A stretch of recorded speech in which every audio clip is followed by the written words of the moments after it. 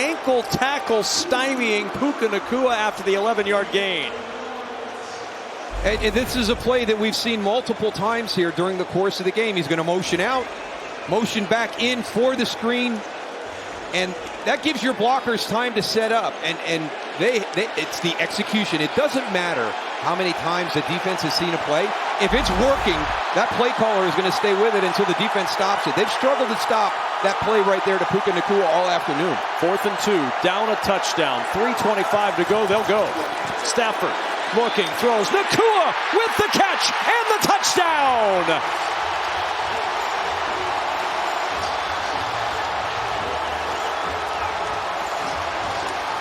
When in doubt, there's Puka Nacua. His 13th catch of the day, and the Rams an extra point from tying it up. And Matthew Stafford has always had that guy to go to, Calvin Johnson, back in his days with the Detroit Lions. It was Cooper Kupp here for a little while, and now it's Puka Nacua out here. Watch the physicality. It's just hard. It's clean. It's free. It freezes Xavier Howard, and he makes that break inside. It's the timing. We've seen it time and time again today. It is so hard to defend. And this game is tied. 3:20 to play in the 4th. Puka Nacua, career-high 170 yards receiving. And the touchdown, his first of the year through the air, and now this from AT&T. 10th career receiving touchdown for Puka Nacua, his first this season, on his 13th catch of the day. Yeah, he's just a handful on the outside, and he does this without getting an offensive pass interference called on him, right? It's clean. You can't do anything, but it creates so much space, and that's all Matthew Stafford needs. He just needs that little break. Coming into the game, 29 catches for 333 yards. Hey, we got to stop number 12. He's a game record today. 14 targets, 13 catches, 170 yards. It's amazing that he can do it week after week after week when everybody knows you have to stop him. So the touchback for the Colts. Puka Nacua catching his breath, and with more on Puka, we check in with Allison. Yeah, talking to Puka Nacua about what's been working for him this season offensively, he just lights up, and he mentions, first of all, having Davante Adams out there, the difference he has made. He said, we saw it from the jump in week 1, how we were able to affect the defense in the way we wanted to. And then he also pointed to his relationship with Matthew Stafford. He said, I feel so much more in sync with him. I just have such a better understanding of where those opportunities are going to be. Certainly Matthew Stafford understands where Puka is going to be almost every play. Jones on first down, finding the rookie tight end Tyler Warren. A flag in at the end of the play as Warren is tackled at the 37. 17-yard pickup if it stands. And for Warren, catch number 5 on the day if it holds. Personal foul.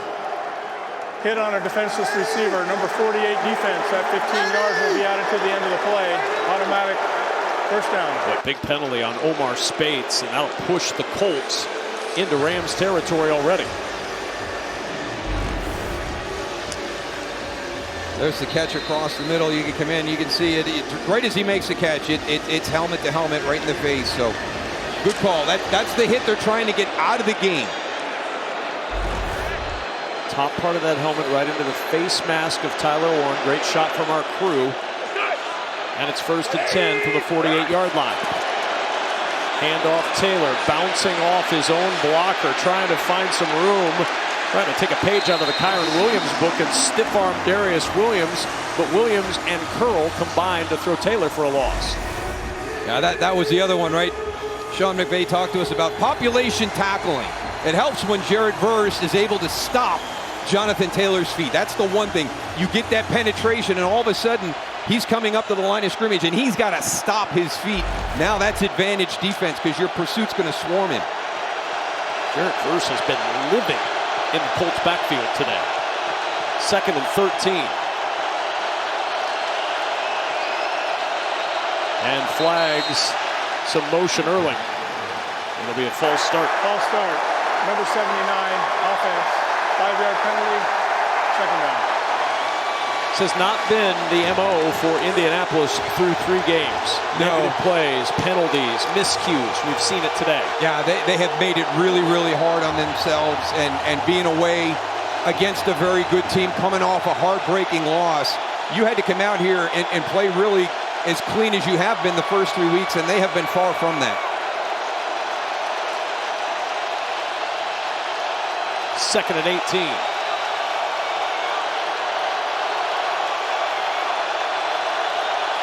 Low snap. Jones, short and incomplete. Wanted downs. Quentin Lake on the coverage, and here comes the flag. Oh, that came in way after the celebration had begun, and it's going to give an automatic first down to the Colts. Goodness. Pass interference, number 37. Defense, automatic, first down. Came from well behind the play, the flag, and Sean McVay can't believe it. Yeah, let's keep our eyes on 37. So it's a pivot route. You're coming in and out of the break. I'd give it balls in the air, right? So you saw the handful of jersey. That's automatically defensive holding, but with the football in the air. Not a huge yardage penalty, just 3 yards, but the first down to get you out of that hole. Which they have, good for them. They haven't been in those situations the majority of the season, but they have struggled with them today. Ogletree motioning out of the full house backfield. It's Taylor the carry. Taylor finds a crease. Taylor spinning free. Taylor on the run with the speed. Down the sideline. Touchdown, Indianapolis. But there is a flag back at the 45, and this one looks like it's coming back. Erasing a dynamic 53-yard run.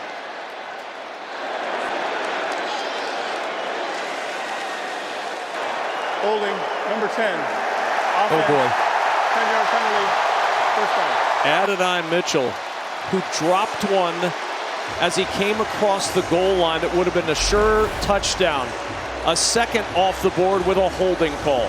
You always have to be ready with Jonathan Taylor because you never know when he's going to break a play. I mean, that is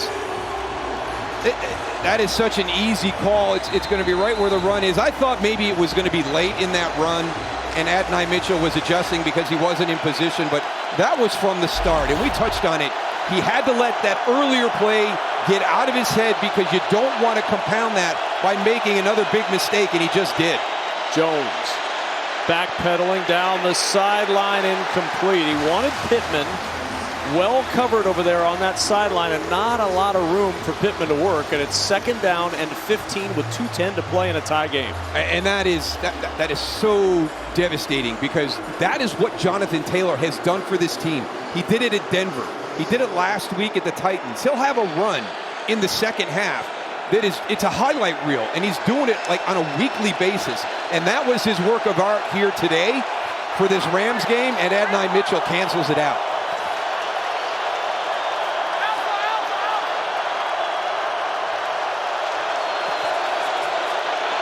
Four-man pressure, but it gets to Jones. The ball pops out, stripped out by Verse, and recovered by Ryman to save it for the Colts. But Jared Verse, we said earlier he's living in the backfield. He can now vote in the Colts backfield. Jared Verse to the quarterback. The strip. Colts recover, but a 3rd and 28 at the 2-minute warning.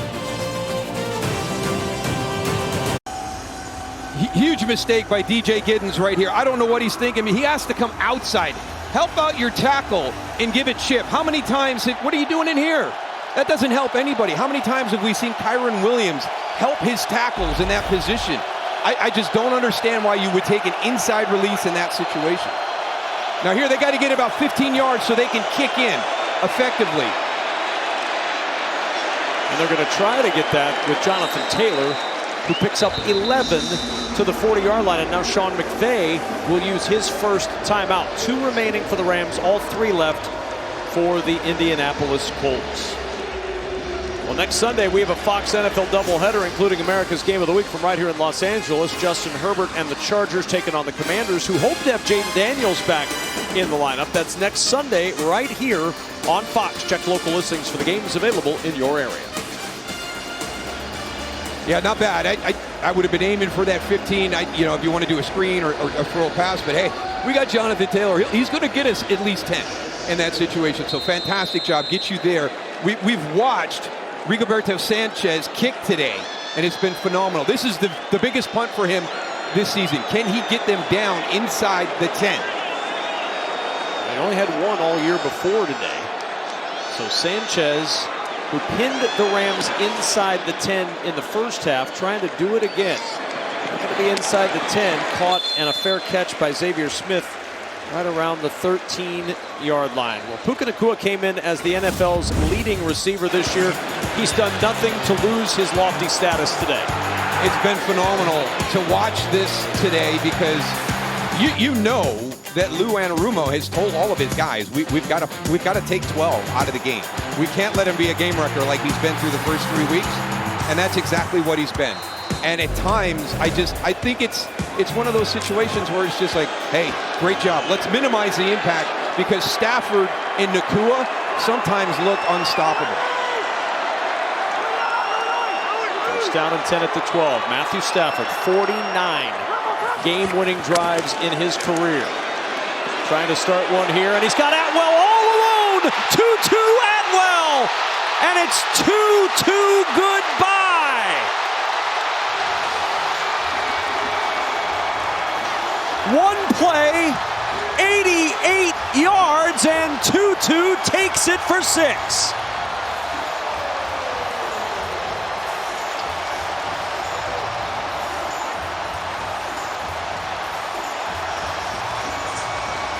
Nothing like saving your first catch for your best catch. Tutu Atwell to the house from 88 out.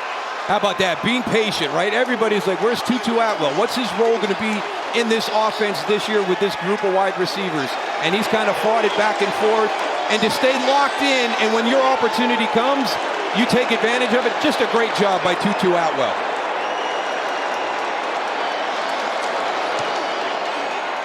And a 27-20 Rams lead. 1:33 to play in the fourth. Well, you know something happens when you find somebody that wide open down the field.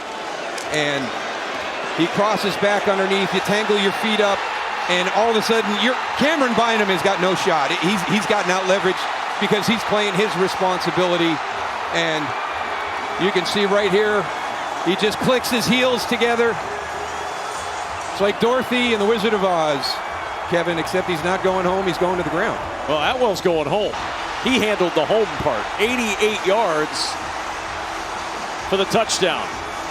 And just like that, Matthew Stafford, 375 yards passing and 3 scores.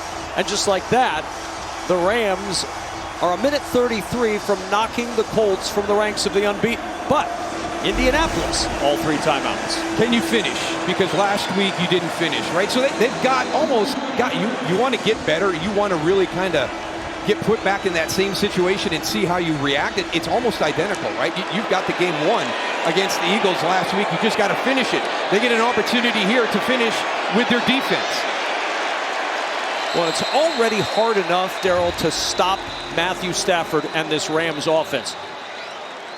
A very difficult task at any time with a flag down on that kickoff. When you lose Tutu Atwell like that, it's impossible to stop this Rams offense. He goes 88 yards for the score. Carl Cheffers will tell us about the flag. Holding number 85, return team, 10-yard penalty, first down, Indianapolis. But Darryl, even harder to stop the Rams offense when you don't have the requisite 11 on the field. Yeah, I mean, as good as this offense has been today, you don't want to play him with 10 players. Take that extra guy, get the 11 out there. A critical first snap of a drive. And you have a play that happens where, hey, those things happen during the course of a football game. But to be out there with only 10 men, that's going to drive Lou Anarumo crazy. Daniel Jones checking it short with pressure coming to Jonathan Taylor. And Taylor falls at the 20-yard line, a 9-yard gain on the play. Landman there to help out on the stop with Jalen McCullough. Hurry to the line. 2nd and 1. Down a touchdown. Low snap to Jones. To the sideline, and Adonai Mitchell with the catch, and he goes out of bounds. Exactly 60 seconds remaining.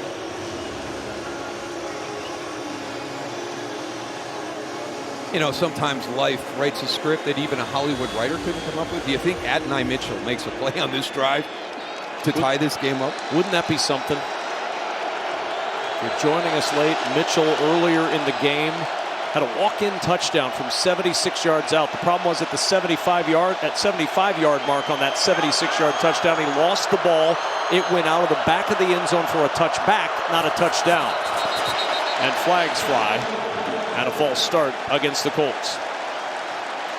The 11th penalty against Indianapolis today.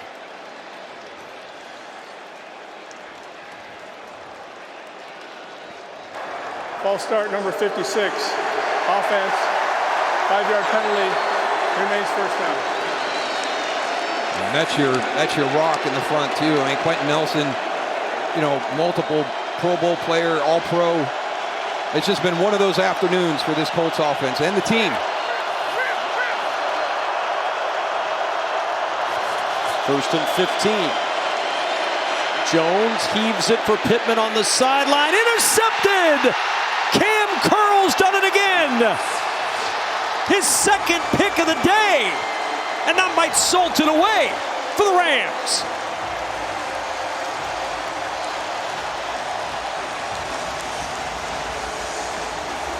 Very similar to the interception we saw on the opening drive when the ball was underthrown. It's going to go down the left side. Cam Curl playing that deep half, and just the whole, you know where it's going. You got to hold that safety. You know, hopefully you've got a route that's going down the middle of the field, and then as a quarterback, you got to look him off. But Daniel Jones was locked onto Michael Pittman that whole time, made it easy for Cam Curl to trust his read and get over there and make that interception.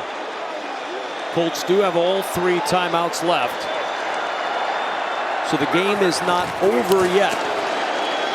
Kyron Williams trying to end it as he gets good yardage on a 1st down run, and the Colts will use a timeout. A 1st down for the Rams, and that'll end it. And the story has been mistake-free football for the first 3 weeks, mistake-filled football today, in what looks like it's trending towards the Colts' first loss. Yeah, it just does not look like them at all out there today, especially on the offensive side of the ball. And let's not take anything away from the Los Angeles Rams and that defense that made this Colts offense struggle mightily. You know, this is a group, and I love the words that Sean McVay shared with us. And, you know, hey, you know, confidence is built through work, not words. You know, we got to get our confidence back, and they worked hard last week to do that. You can see, you know, the results of all the effort they put in during the work week.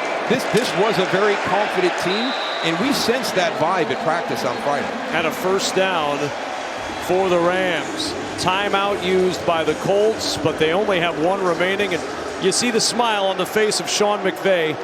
He knows that this one about to go in the win column, and after the disappointment of last week, Moose, when this team had a 26-7 lead and let the win get away against the Philadelphia Eagles. He was so encouraging all week long at practice, said there were so many things that I liked about this game other than the ending. Yeah. Well, there's a lot to like today, including the ending for the Rams today. Yeah, my favorite is that there's 161 plays in that game. And if I stop the film at play 161, would everybody take that situation? All we got to do is kick the field goal to win. After we were ahead and gave up the lead and then came back and put ourselves in a position to retake the lead on the home field of the Super Bowl defending champions. And he said, absolutely. So we'll go back. We'll celebrate the things we did well. We'll fix the things we didn't do well.